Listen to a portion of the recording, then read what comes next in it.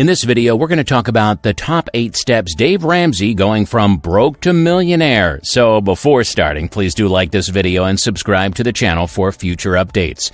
Personality and personal finance author of the best-selling book Total Money Makeover and proponent of the 8 baby steps method of money management, Dave Ramsey. These steps have been employed by countless individuals to improve their financial situation. Although many experts agree that it isn't even the best approach to reaching financial freedom, the program won't work for everyone. Here are 8 steps Dave Ramsey going from broke to millionaire. Number 8, put your plan on repeat. You must allow time and compound interest to do their magic if you want to become a millionaire. It's a lovely thing, and you have to maintain long-term attention on the minute things if you want to achieve your major financial goals. So what are we discussing? Well, remaining debt-free, making ongoing investments, avoiding the trap of I deserve, and consistently over time, rinse, wash, and repeat. And what's this? You'll continue doing those things because that's what financially savvy people do.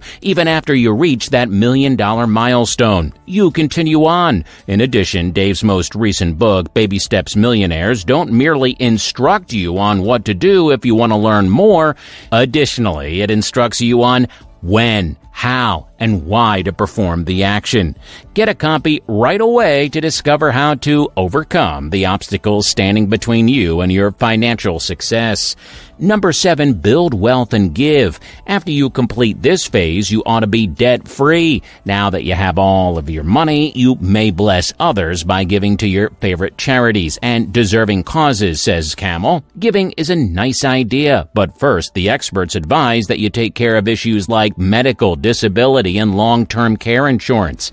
Hansen continues, furthermore, carefully research the organizations, political parties, or other deserving causes you have selected so that you know where your contributions will go. The easiest contributors to take advantage of are those with little experience. Beware any organizations that seem suspect and any deals that seem too good to be true. Step 6 is to pay off your home early. At this point, you ought to feel more confident in the effectiveness of the Step 2 snowball method. By making expedited mortgage payments or paying extra on your mortgage each month, the more the better, this is simply putting that money to a different purpose. According to Hansen, you might even want to consider refinancing or other ways to modify your mortgage's terms in order to pay it off even more quickly. The peace of mind and financial freedom that come with paying off your mortgage early are 2 of the main benefits. You'll be more adaptable to deal with life's setbacks. Additionally, it gives you the freedom to pay for other needs and desires in life, according to Johnson. The disadvantages of paying off your mortgage early include higher payments and a potential conflict with other investments, such as making contributions to retirement plans or college savings accounts for your children. Now, additionally, it may not be a wise choice for everyone to pay off a mortgage with a relatively low fixed interest rate, likely under 4%, when you could be earning about 10% by investing in mutual funds, stocks, and other equities. Number 5, save for your children's college fund. If you have no children, you can skip this step, but if not, it's time to start looking into options and saving money for your children's education, advises Camel. Consider starting a 529 college savings plan or an educational savings account. Conduct early college-related discussions with your children to ensure that these monies are used effectively. Take care to avoid depleting your retirement savings by overspending on your child's future schooling. The latter should take precedence over the former. You will undoubtedly want to retire whether or not your children attend college. Putting your retirement first is a sensible decision. You are not a horrible or selfish parent for doing so, says Camel. Hansen advises that this can be a little riskier investment due to the rapidly rising expense of college tuition, as well as the possibility that your child may not necessarily be college-bound. Avoid contributing to a 529 plan if you are unsure of your child's future plans, because these funds can only be utilized to cover educational purposes. Consider mutual funds in its place. Number 4, invest 15% of your household income for retirement. People should start contributing to retirement funds as soon as they begin working. According to Johnson, the largest error that most people make is not taking enough risks. Investing in the stock market is the safest approach to create true long-term wealth for retirement. Don't put off saving for retirement if you have access to a 401k and matching contributions through your employer while you try to accumulate 6 months' worth of emergency cash. Now, if you do that, you're denying yourself free money. If your workplace provides tax-deferred accounts such as an IRA and a 401k, you should surely use them. According to Hansen, the majority of the monies in these accounts should be placed in mutual funds, exchange-traded funds, or index funds. The correct investment mix and tax deductions are crucial in this situation. The previous Ramsey steps mainly emphasized your capacity to set aside a small sum of money each month. What you do with those savings must now be decided with knowledge. Just be aware that any actively managed retirement funds may require you to pay third-party fees. Number 3, 3 to 6 months of expenses in an emergency fund. Now, according to Camel, the objective is to increase your savings so that you can handle unforeseen occurrences that may occur, such as a job loss. The usual rule of thumb is to calculate how much money you would require if your regular source of income were to cease, says Camel. For households with a single income, aim for 6 months of spending. Households with 2 incomes should aim at least 3 months. According to Johnson, most financial gurus advise setting aside at least 6 months' worth of expenses for emergency savings.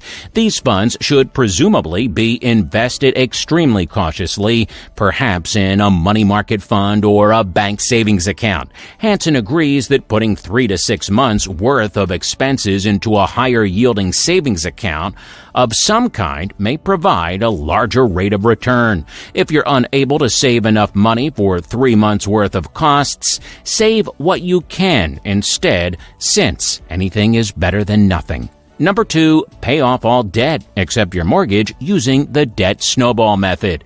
This approach recommends paying off your smallest bills first to get them out of the way before moving on to larger debts in escalating order.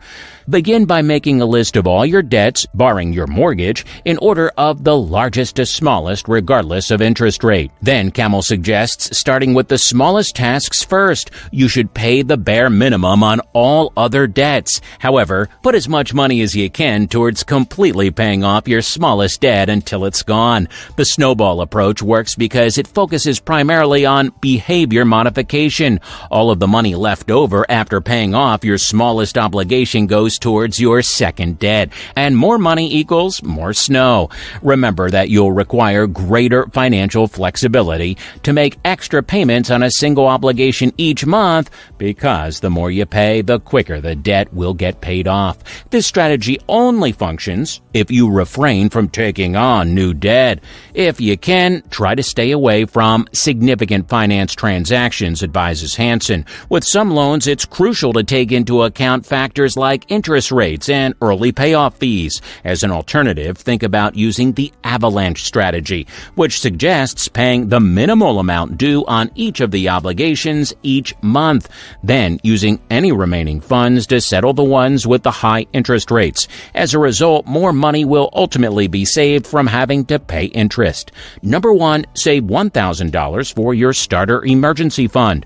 The quantity of $1,000 is suggested because it can deal with the majority of emergencies. The majority of individuals are borrowing, selling, or incurring debt when life happens, according to George Camel, a personal finance consultant at Ramsey Solutions in Franklin, Tennessee. Just 36% of Americans claim to be able to pay cash for a $400 emergency.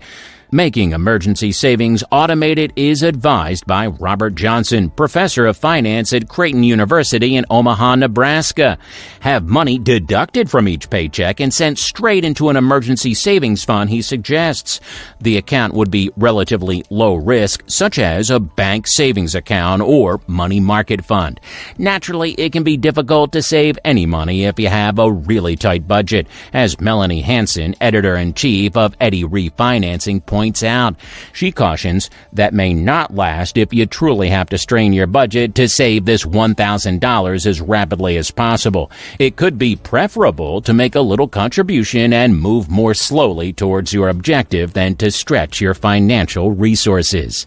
So what do you think of the video? Do let us know in the comment box below. Oh, and please like this video and subscribe to this channel for any future updates.